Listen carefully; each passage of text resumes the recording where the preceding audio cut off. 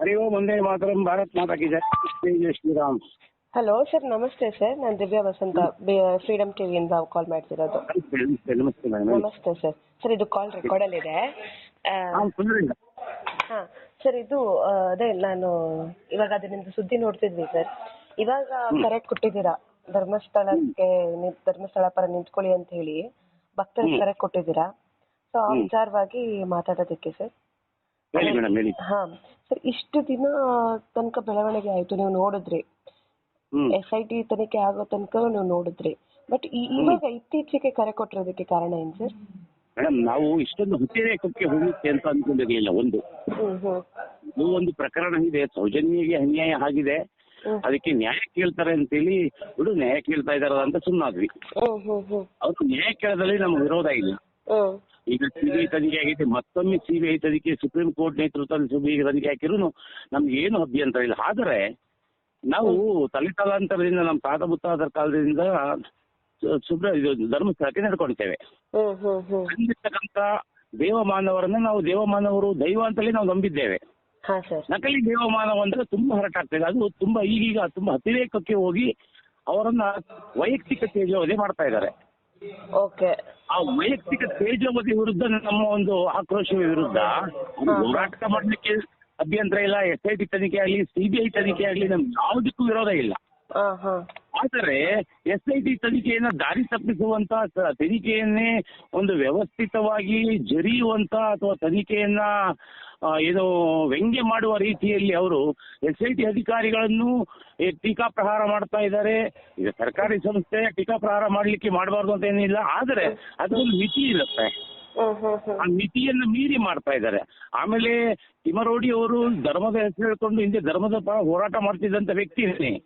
ಆತ 10-15 ವರ್ಷದ ಹಿಂದಿನ ಇತಿಹಾಸ ನೋಡಿದ್ರೆ, ಇವತ್ತಿನ ಹಿಂದಿನ ಇತಿಹಾಸ ನೋಡಿದ್ರೆ, ಆತ ನಾವು 15 ವರ್ಷದಿಂದ ಹೋರಾಟ ಮಾಡ್ತಾ ಇದ್ದೀವಿ. ನಾವು ಇವತ್ತು ಜೀವನಕ್ಕೆ ಕೃಷಿ ಮಾಡ್ತೇವೆ. ಆದರೆ ಆ ಹೊತ್ತಿಗೆ ಲಕ್ಷಾಂತರ ರೂಪಾಯಿ, ಕೋಟ್ಯಾಂತರ ರೂಪಾಯಿ ವ್ಯವಹಾರ, ದೊಡ್ಡ ದೊಡ್ಡ ಬಂಗಲೆ ನಿರ್ಮಾಣ ಮಾಡುವಷ್ಟು ಶಕ್ತಿ ನಮ್ಮ ಸಮಾಜ ನಮಗೆ, ನಾವು ದೇಣಿಗೆ ಸಂಗ್ರಹ ಮಾಡಿ ಹೋರಾಟ ಮಾಡೋದು. ಅಷ್ಟೊಂದು ಹೋರಾಟಕ್ಕೆ ಮಾತ್ರ ಆಗುವಷ್ಟು ದೇಣಿಗೆ ಸಿಗುತ್ತೆ ಬಿಟ್ರೆ ಕೋಟಿ ಕಟ್ಟೆ ಬಂಗಲೆ ಆಗುವಷ್ಟು ಸಿಗಲ್ಲ. ಮತ್ತೆ ಕೃಷಿಯಿಂದಲೂ ಅಷ್ಟು ಮಟ್ಟದಲ್ಲಿ ಕೋಟ್ಯಾಂತರ ರೂಪಾಯಿ ಬಂಗಲೆ ನಿರ್ಮಾಣವಷ್ಟು ಹಣ ಬರ್ತಾ ಇದೆ ಅಂದ್ರೆ ನಮಗೆಲ್ಲ ಅನುಮಾನ ಇದೆ. ಇದಕ್ಕೆ ನಾವು ಅನೇಕ ಕಡೆ ತನಿಖೆ ಮಾಡ್ತಾ ಇದ್ದೇವೆ. ನಾವು ವೈಯಕ್ತಿಕವಾಗಿ ನಮ್ಮ ಸಂಸ್ಥೆ ಮೂಲಕ ಮತ್ತೆ ನಾವು ಸ್ಟಿಂಗ್ ಆಪರೇಷನ್ ಮಾಡ್ತಾ ಇದ್ದೇವೆ. ನಾವು ಸುಮ್ಮನೆ ಯಾವುದನ್ನು ವಿರೋಧ ಮಾಡಕ್ ಹೋಗಲ್ಲ. ಯಾಕೆಂದ್ರೆ ನಮಗೆ ಅವ್ರ ಹಿನ್ನೆಲೆ ಏನು, ಯಾರ್ಯಾರು ಅವ್ರ ಜೊತೆಲಿ ಇದ್ದಾರೆ, ಅವರೆಲ್ಲ ವ್ಯಕ್ತಿತ್ವ ಏನಿದೆ, ನಗರ ನಕ್ಸಲ ಸಂಪರ್ಕ ಇದೆಯಾ ಇಲ್ಲವ, ಎಲ್ಲವನ್ನ ನಾವು ಪರಿಶೀಲನೆ ಮಾಡ್ತಲೇ ಇದ್ದೇವೆ. ಸರ್, ಇವಾಗ ನೀವು ಪರಿಶೀಲನೆ ಮಾಡ್ತಿದ್ದೀರಲ್ವಾ ಸರ್ ನಿಮ್ಮ ಸಂಸ್ಥೆ ಮೂಲಕ? ಸೊ ಅದರ ಪ್ರಕಾರ ಸಿಕ್ಕಿರುವಂತ ಮಾಹಿತಿ ಏನಿದೆ ಸರ್ ಈ ವಿಚಾರದ? ಮೇಡಮ್, ನಿಮ್ಗೆ ಹೇಳ್ತಾ ಇದ್ದೀನಿ, ಎಲ್ಲವನ್ನ ನಾವು NIAಗೆ ಲಿಖಿತ ರೂಪದಲ್ಲಿ ನಮ್ಮ ಒಂದು ಸಂಘಟನೆ ಲೆಟರ್ ಅಲ್ಲಿ ನಾವು ಕೊಟ್ಟಿದ್ದೇವೆ. ನಿಮಗೆ ಇದನ್ನ ಬಹಿರಂಗಪಡಿಸಬಾರ್ದು ಅಂತ ಏನಿಲ್ಲ.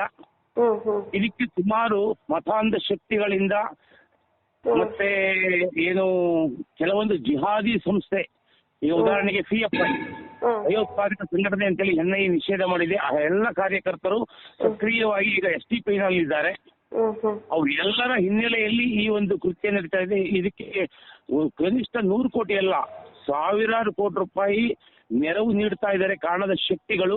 ಅದರ ಬಗ್ಗೆ ತನಿಖೆ ಆಗಬೇಕು ಅಂತ ಹೇಳಿ ನಾವು NIAಗೆ ಈಗಾಗಲೇ ಲಿಖಿತವಾಗಿ ಎಲ್ಲವನ್ನ ಕೊಟ್ಟಿದ್ದೇವೆ ಮತ್ತೆ ಕೊಡ್ತಾ ಇದ್ದೇವೆ. ಓಕೆ ಸರ್, ಇನ್ನು ಪ್ರತಾಪ್ ಸಿಂಹ ಅವರು ನಿನ್ನೆ ಒಂದು ಬೈಟ್ ಕೊಟ್ಟಿದ್ರು ಸರ್. ಸೊ ಅದೇ ಸಿದ್ದರಾಮಯ್ಯನವರು ಬೇಕಂತಾನೆ ಧರ್ಮಸ್ಥಳವನ್ನ ಟಾರ್ಗೆಟ್ ಮಾಡ್ತಿದ್ದಾರೆ, ಧರ್ಮಸ್ಥಳವನ್ನ ಕಬಳಿಸೋದಕ್ಕೆ ಈ ರೀತಿ ಮಾಡ್ತಿದ್ದಾರೆ ಅಂತ ಹೇಳಿ. ಸೊ ಈ ವಿಚಾರ ಬಗ್ಗೆ ಪ್ರತಾಪ್ ಸಿಂಹ ಅವರಿಗೆ ರಾಜಕೀಯದಲ್ಲಿ ಅನುಭವ ಇದೆ, ಮತ್ತೆ ರಾಜಕೀಯವನ್ನ ಆಳವಾಗಿ ಬಲ್ಲವರು. ಯಾವುದು ಕಾಂಗ್ರೆಸ್ ಆಂತರಿಕವಾಗಿ ಏನ್ ನಡೀತಾ ಇದೆ ಎಲ್ಲವೂ ಅವರಿಗೆ ಗಮನಕ್ಕೆ ಇರಬಹುದು. ಹಾಗಾಗಿ ಅವ್ರು ಕೊಟ್ಟಿರಬಹುದು, ಅದನ್ನ ನಾನು ಹಲಗೆಲಿಯಲ್ಲ, ಇರಬಹುದು ಅಂತ ನಾನು ಹೇಳ್ತೇನೆ. ಯಾಕೆಂದ್ರೆ ಅದಕ್ಕೆ ಒಂದು ಕಾರಣ ಕೊಡ್ತೇವೆ, ಯಾಕೆ ಇರಬಹುದು ಅಂತ ಹೇಳಿದಕ್ಕೆ. ಸಿದ್ದರಾಮಯ್ಯನವರು ಯಾರಾದ್ರೂ ರಾಜ್ಯದ ಮುಖ್ಯಮಂತ್ರಿಯವರನ್ನ ಏಕವಚನದಲ್ಲಿ ಟೀಕೆ ಮಾಡಿದ್ರೆ ತಕ್ಷಣವಾಗಿ ಅವರ ವಿರುದ್ಧ FIR ಆಗುತ್ತೆ, ಜೈಲಿಗೆ ಹಾಕ್ತಾರೆ. ಅದೇ ಕೋಟ್ಯಾಂತರ ಜನ, ನಿಮಗೂ ಗೊತ್ತಿದೆ, ನಡೆದಾಡುವ ದೇವರು ಅಂತೇಳಿ ಅನೇಕ ಮಹಾಪುರುಷರನ್ನ ಪೂಜೆ ಮಾಡ್ತೀವಿ. ಅದರಲ್ಲಿ ಈ ನಮ್ಮ ಹೆಗಡೆಯವರು ಒಬ್ರು. ಇದನ್ನ ಏಕವಚನದಲ್ಲಿ ಇಷ್ಟೊಂದು ಕೆಳಮಟ್ಟಕ್ಕೆ ನಿಂದನೆ ಮಾಡ್ತಾ ಇರಬೇಕಾದ್ರೆ ಯಾರ ವಿರುದ್ಧ ಸುಮುಖ ಕೇಸನ್ನು ದಾಖಲಿಸುವಂತೆ ಸರ್ಕಾರ ಆದೇಶ ಕೊಡ್ತಾ ಇಲ್ವಲ್ಲ, ಹಾಗಾಗಿ ಇವರೇ ಆ ಒಂದು ವಿರೋಧಿಗಳಿಗೆ ಬೆಂಬಲವಾಗಿ ಇರಬಹುದಂತ ನನಗೂ ಅನುಮಾನ ಇದೆ. ಓಕೆ, ನೀವು ಈ ವಿಚಾರವಾಗೂ ಎನ್ಐಎಗೆ ಏನಾದ್ರು ಕೊಟ್ಟಿದ್ರೆ ಲೆಕ್ಕದಲ್ಲಿ? ಮೇಡಮ್, ನಾವು ಸಂಬಂಧಪಟ್ಟ ನಮಗೆ ಬಂದಂತ ಎಲ್ಲಾ ಮಾಹಿತಿಯನ್ನ ಸಮಗ್ರವಾಗಿ ತನಿಖೆ ಮಾಡಬೇಕು. ಇವರ ಆದಾಯದ ಮೂಲ ಏನಿದೆ, ಇವರ ಆರ್ಥಿಕತೆಯ ಮೂಲ ಏನಿದೆ, ಈ ಹೋರಾಟದ ಉದ್ದೇಶ ಏನಿದೆ. ಯಾಕಂದ್ರೆ ಇವ್ರ ಹೋರಾಟದ ಉದ್ದೇಶ ಸೌಜನ್ಯ ಪರ ಅಥವಾ ಒಂದು ನೊಂದ ಅಥವಾ ಸಮಸ್ಯೆಗೊಳಪಟ್ಟಂತಹ ಅತ್ಯಾಚಾರಕ್ಕೆ ಒಳಗಾಗಿ ಹತ್ಯೆಗೀಡಾದಂತ ಹೆಣ್ಣು ಮಕ್ಕಳ ಪರವಾಗಿ ಅನ್ನೋದಾದ್ರೆ ಮೇಡಮ್, ನಿಮ್ಗೆ ಗೂಗಲ್ ಅಲ್ಲಿ ಪಬ್ಲಿಕ್ ಡಾಮಿನಲ್ಲಿ ಸಿಗುತ್ತೆ ಒಂದು ಮಾಹಿತಿ. ನೀವು ಕಳೆದ 3 ವರ್ಷದಲ್ಲಿ ಕರ್ನಾಟಕ ರಾಜ್ಯದಲ್ಲಿ ಅತ್ಯಾಚಾರಕ್ಕೆ ಒಳಗಾದಂತ ಪ್ರಕರಣಗಳು ಅಂತ ಗೂಗಲ್ ಮಾಡಿ, ಕೇವಲ 2025, 24, 23ರಲ್ಲಿ 13,700 ಪ್ರಕರಣಗಳು ಅಂದ್ರೆ ಮಹಿಳೆಯರ ಮೇಲೆ ಲೈಂಗಿಕ ದೌರ್ಜನ್ಯವಾದಂತ ಪ್ರಕರಣಗಳು ದಾಖಲಾಗಿದ್ದಾವೆ.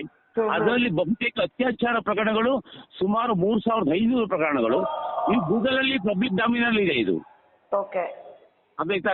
ಎಲ್ಲಾ ನ್ಯೂಸ್ ಏನು ಪ್ರಜಾವಾಣಿ ಆಗಿರ್ಬೋದು, ವಿಜಯ ಕರ್ನಾಟಕ ಆಗಿರ್ಬೋದು, ಬೇರೆ ಬೇರೆ ಸುದ್ದಿ ಮಾಧ್ಯಮಗಳು ಹಾಕಿರ್ತಕ್ಕಂಥ ಸುದ್ದಿಯೇ ಇದೆ.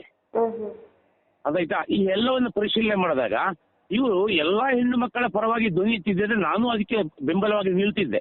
ಹೆಣ್ಣು ಮಕ್ಕಳು, ಯಾಕೆಂದ್ರೆ ನನಗೆ ಜನ್ಮ ಕೊಟ್ಟವಳೊಬ್ಬ ತಾಯಿ, ನನ್ನ ಅಕ್ಕ ತಂಗಿ ಇನ್ನೊಬ್ರು ಮತ್ತು ನಮ್ಮ ದೇಶದಲ್ಲಿ ಇರ್ತಕ್ಕಂಥ ಪ್ರತಿಯೊಬ್ಬ ಹೆಣ್ಣು ನನಗೆ ನನ್ನ ಹೆಂಡತಿಯನ್ನು ಹೊರತುಪಡಿಸಿ ಬೇರೆ ಎಲ್ಲರೂ ನನಗೆ ಮಾತೃ ಸಮಾನರು, ದೈವ ಸಮಾನರು.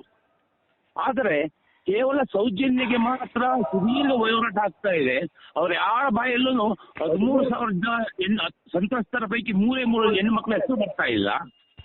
ಇವರ ದುರುದ್ದೇಶ ಇರ್ತಕ್ಕಂಥದ್ದು ಕ್ಷೇತ್ರದ ಮೇಲೆ ಅಪಪ್ರಚಾರ ಮಾಡಿ ಯಾವುದಾದ್ರೂ ಒಂದು ಆರೋಪವನ್ನು ಹೊರಿಸಿ ಕ್ಷೇತ್ರವನ್ನ ಸರ್ಕಾರಕ್ಕೆ ಸ್ವಾಧೀನಪಡಿಸಿದ್ರೆ ಇವರ ಒಂದು ಮತಾಂಧ ಶಕ್ತಿ ಆಕ್ರಮಿಸಬಹುದು ಅನ್ನೋ ಒಂದು ಲೆಕ್ಕಾಚಾರದಲ್ಲಿ ಅವರಿದ್ದಾರೆ. ಇವಾಗ ಇಷ್ಟು ದಿನಗಳಿಂದ ಎಲ್ಲರೂ ಸುಮ್ಮನೆ ಕೂತಿದ್ರು, ಸರಿ ತನಿಖೆ ಆಗ್ಲಿ ಅಂತ ಹೇಳ್ತಿದ್ರಿ ನೀವು ಆಗಿರ್ಬೋದು ಅಥವಾ ಧರ್ಮಸ್ಥಳ. ಇವತ್ತಿಗೂ ಹೇಳ್ತೇನೆ, ಕೋರ್ಟ್ ಆದೇಶ ಏನಿದೆ 90 ದಿನ SITಗೆ ಅಧಿಕಾರ ಕೊಟ್ಟಿದೆ. ತನಿಖೆ ಮಾಡಿ 90 ದಿನಗಳೊಳಗೆ ನಮಗೆ ರಿಪೋರ್ಟ್ ಅನ್ನ ಕೊಡಿ ಅಂತೇಳಿ ನಾವು ಇವತ್ತಿಗೂ ಕಾಯ್ತಾ ಇದ್ದೇವೆ. ಆ ಒಂದು ಆರೋಪ ಸಾಬೀತಾಗಲಿ, ಅಂದ್ರೆ ಸತ್ಯ ಏನಿದೆ ಅದು ಹೊರ ಬರಲಿ ಅಂತೇಳಿ. ಅಂದ್ರೆ ಇದು ಅಂದ್ರೆ ತನಿಖೆ ಆಗದೇ ಇರೋ ಹಾಗೆ ಎಲ್ಲ ದಾರಿ ತಪ್ಪಿಸುವಂತಹ ಸನ್ನಿವೇಶಗಳು ಈಗ ಮೂಡ್ ಬರ್ತಿರುವಂತದ್ದು 100% ಸನ್ನಿವೇಶಗಳು ಮೂಡಿ ಬರ್ತಾ ಇದಾವೆ. ಅದೇ ನಮ್ಮಿಂದಲೇ ಅಲ್ಲ, ಅವ್ರು ಯಾರು ತನಿಖೆಯನ್ನ ಮಾಡ್ಬೇಕು ಅಂತ ಒತ್ತಾಯ ಮಾಡಿದ್ರೆ ಅವರಿಂದಲೇ ತನಿಖೆಯನ್ನ ದಾರಿ ತಪ್ಪಿಸ್ತಾ ಇದ್ದಾರೆ. ನಾವ್ ಯಾರು ಧರ್ಮಸ್ಥಳದ ಪರ ಅಥವಾ ಹೆಗಡೆಯವರ ಪರ ಮಾತಾಡ್ತಿರ್ತಕ್ಕಂಥವ್ರು ಯಾರು ತನಿಖೆಯ ವಿರುದ್ಧವಾಗಿ ಇಲ್ಲ ಸರ್. ಹಾಗಾದ್ರೆ ಮತ್ತೆ ಮೊನ್ನೆ ಇವ್ರ ಮೇಲೆ ಯೂಟ್ಯೂಬರ್ಸ್ ಗಳ ಮೇಲೆ ಯಾಕೆ ದಾಳಿಯನ್ನ ಮಾಡುತ್ತೆ ಸರ್? ಮೇಡಮ್, ಎಲ್ಲದಕ್ಕೂ ಒಂದು ರಿಪೋರ್ಟ್ ಮಾಡಬೇಕಂದ್ರೆ ಒಂದು ಅದಕ್ಕೊಂದು ಮಾನದಂಡ ಇರುತ್ತೆ.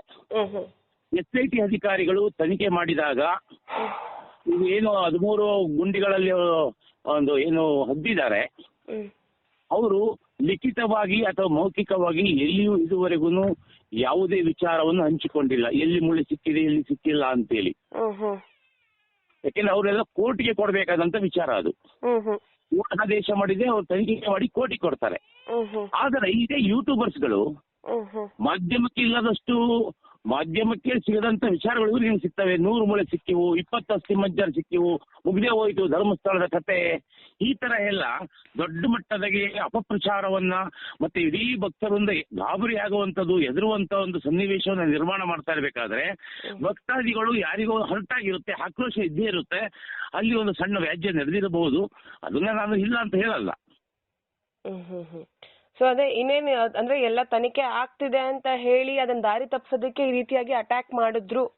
ಮೇಡಮ್ ನೋಡಿ, ತನಿಖೆಗೆ ಪೊಲೀಸ್ನವ್ರ ಮೇಲೆ SIT ಮೇಲೆ ಯಾರು ವ್ಯಾಜ್ಯಕ್ಕೆ ಹೋಗಿಲ್ಲ, ಜಗಳಕ್ಕೆ ಹೋಗಿಲ್ಲ, ಅದು ಅಡ್ಡಿಪಡಿಸಿಲ್ಲ.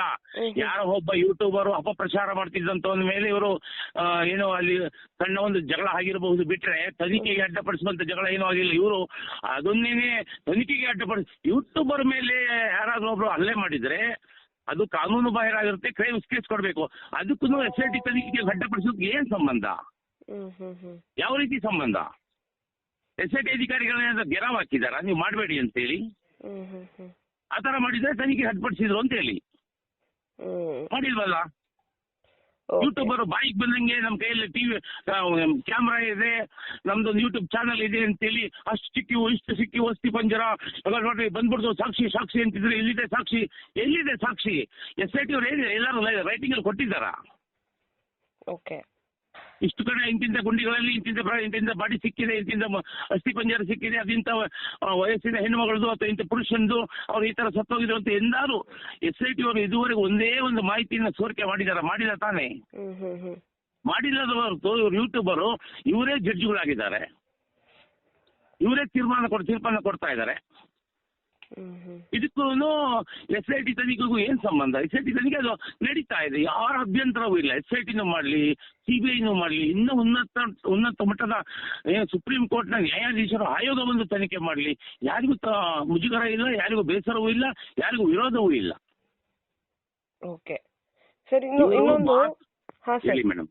ಅದೇ ಈಗ ಇನ್ನೊಂದು ಪ್ರತಾಪ್ ಸಿಂಹ ಅವರು ಹೇಳಿದ್ರು, ಈಗ ವೀರೇಂದ್ರ ಹೆಗ್ಡೆ ಅವ್ರನ್ನ ಆರೋಪಿ ಮಾಡ್ಲಿಕ್ಕೆ ಎಲ್ಲಾ ಸಾಕ್ಷಿಗಳನ್ನ ಹುಡುಕ್ತಿದ್ದಾರೆ, ತನಿಖೆ ಕೊಟ್ಟಿದ್ರು. ಬಟ್ ಇವಾಗ ವೀರೇಂದ್ರ ಹೆಗ್ಡೆ ಅವ್ರನ್ನ ಆರೋಪಿ ಮಾಡೋದಕ್ಕೆ ಸಾಕ್ಷಿಗಳನ್ನ ಹುಡುಕ್ತಿದ್ದಾರೆ ಸರ್ಕಾರದಲ್ಲಿ ಅಂತ ಹೇಳಿದ್ದಾರೆ. ಕಠೋರವಾದ ಸತ್ಯ. ಕಾರಣವೂ ಹೇಳ್ತೇನೆ, ಹೇಳಿ ಸರ್. ಸಂವಿಧಾನದ ಪ್ರಕಾರ ಜೈನ, ಬೌದ್ಧ, ಕ್ರೈಸ್ತ, ಮುಸ್ಲಿಂ ಈ 4 ಮತಗಳು ಅಲ್ಪಸಂಖ್ಯಾತರು ಬರ್ತಾರೆ. ಏನು ಹಿಂದೂ ಎಂಡಮೆಂಟ್ ಆಕ್ಟ್ ಪ್ರಕಾರ ಆ ಒಂದು ದೇವಸ್ಥಾನಗಳನ್ನ, ವಿದ್ಯಾಕೇಂದ್ರಗಳನ್ನ ಸರ್ಕಾರ ಸ್ವಾಧೀನಪಡಿಸಿಕೊಳ್ಳಲಿಕ್ಕೆ ಯಾವುದೇ ಕಾರಣಕ್ಕೂ ಸಾಧ್ಯವಿಲ್ಲ. ಅಂದ್ರೆ ಸಂವಿಧಾನ ಪ್ರಕಾರ ಯಾವಾಗ ಸಾಧ್ಯವಾಗುತ್ತೆ ಅಂದ್ರೆ ಗಂಭೀರ ಆರೋಪವನ್ನ ಕ್ಷೇತ್ರದ ಮೇಲೆ ಬಿದ್ದಾಗ ಮಾತ್ರ ಆ ಆರೋಪವನ್ನ ಒಂದು ನಿಮಿಷ ಆರೋಪ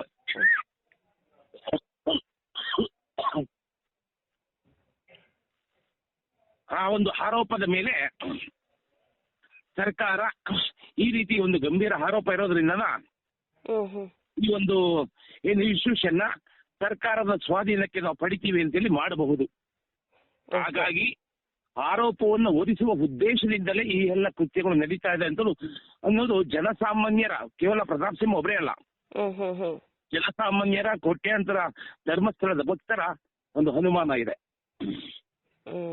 ಓಕೆ ಸರ್, ಆಯ್ತು ಸರಿ. ಧನ್ಯವಾದ ಮೇಡಮ್. ನೀವೊಬ್ಬ ಮಹಿಳೆಯಾಗಿ ಕೊಳೆದವ್ರು ಮಾತಾಡ್ತೀನಿ. Yes sir.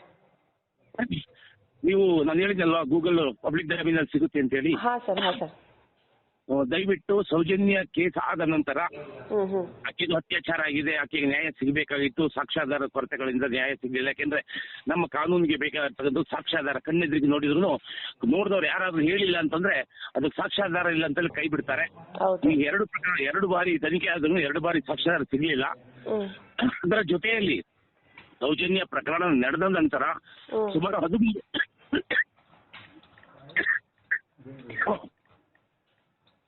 13 ವರ್ಷದಲ್ಲಿ ರಾಜ್ಯದಲ್ಲಿ ಸಹಸ್ರಾರು ಜನ, ಅಸಂಖ್ಯಾತ 25-30 ಸಾವಿರ ಹೆಣ್ಣು ಮಕ್ಕಳ ಮೇಲೆ ಲೈಂಗಿಕ ಕಿರುಕುಳ ಆಗಿದೆ. ಎಷ್ಟೋ ಅತ್ಯಾಚಾರಗಳಾಗಿ ಕೊಲೆಗಳಾಗಿದ್ದಾವೆ. ಅವುಗಳಿಗೆ ಇಲ್ಲದಂತ ಸಮಗ್ರವಾದಂತ ಹೋರಾಟ, ಅದರಲ್ಲಿ ಎಷ್ಟೋ ಜನಕ್ಕೆ ನ್ಯಾಯ ಸಿಕ್ಕೇ ಇಲ್ಲ. ಅವುಗಳಲ್ಲಿ ಆಗದಂತಹ ಸಮಗ್ರ ಹೋರಾಟ ಕೇವಲ ಸೌಜನ್ಯ ಪರ ಇದೆ ಅನ್ನುವಂತ ಇದೆಯಲ್ಲ, ಇದರ ಮರ್ಮ ಏನು ಅಂತೇಳಿ ದಯವಿಟ್ಟು ನಾಗರಿಕರನ್ನ ಮತ್ತು ನಿಮ್ಮ ವೀಕ್ಷಕರನ್ನ ನೀವೇ ಒಮ್ಮೆ ಪ್ರಶ್ನೆ ಕೇಳ್ಬಿಡಿ. ಓಕೆ ಸರ್, ಆಯ್ತು. ಓಕೆ ಧನ್ಯವಾದಗಳು ಸರ್. Thank you. ಕ್ಷಣ ಕ್ಷಣದ ಸುದ್ದಿಗಳಿಗಾಗಿ ಫ್ರೀಡಂ ಟಿವಿ ಸಬ್ಸ್ಕ್ರೈಬ್ ಮಾಡಿ, ಲೈಕ್ ಮಾಡಿ ಹಾಗೂ ಫಾಲೋ ಮಾಡಿ. ಹೊಸ ಸುದ್ದಿಗಳ ನೋಟಿಫಿಕೇಶನ್ಗಾಗಿ ಬೆಲ್ ಐಕಾನ್ ಮೇಲೆ ಕ್ಲಿಕ್ ಮಾಡಿ.